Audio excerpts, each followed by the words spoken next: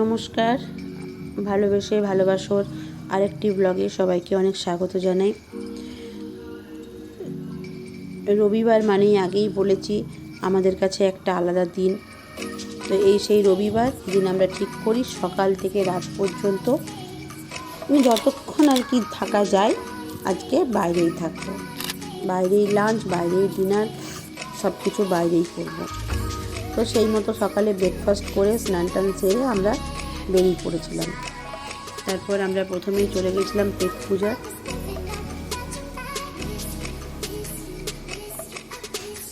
এখানে চিংড়ি পত্রপোড়া, মাছ পত্রপোড়া এইরকমই এই ডিশগুলোর নেই।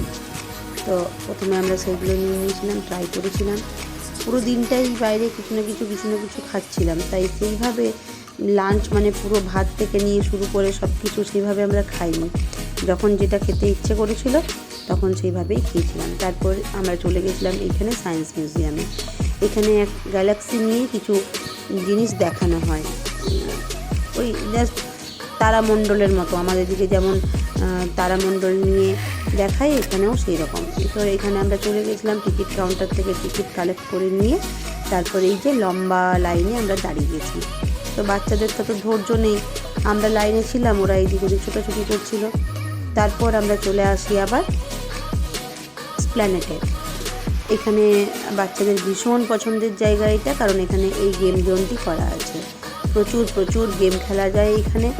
বাচ্চাদের নানা ধরনের গেম আছে, কখনো ওরা গাড়ি, কখনো এইভাবে যখন যেটা ইচ্ছে হয় সেইভাবে ওরা গেম খেলার জন্য একদম পাগল হয়ে থাকে।